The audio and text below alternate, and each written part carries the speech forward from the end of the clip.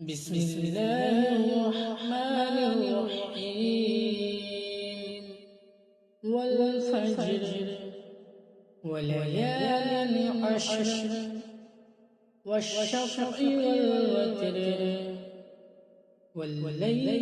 إذا يسر هل في ذلك قسم لذي حجر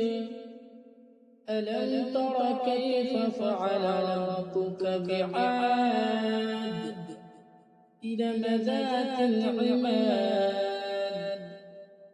التي لم يخلق مثلها في البلاد وثمود الذين جابوا الصخر بالواد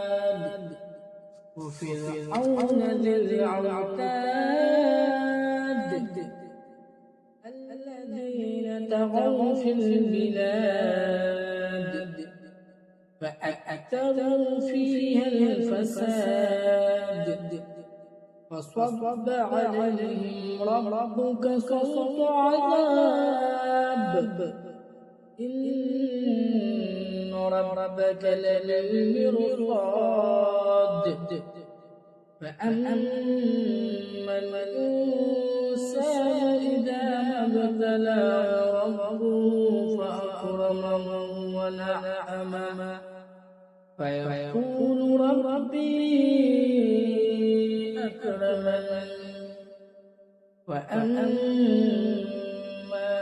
إذا ما ابتلاه فقدر عليه رزقه فيقول ربي أهانن كلا بل لا تكرمون اليتيم ولا تحاضون على طعام المسكين وتأكلون التراث أكلا لما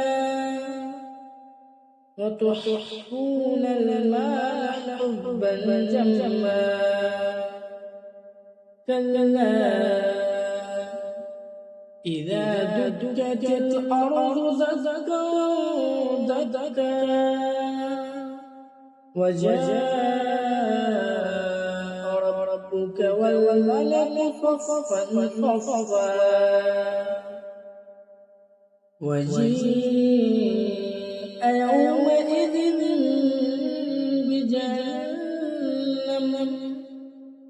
يومئذ يتذكر الإنسان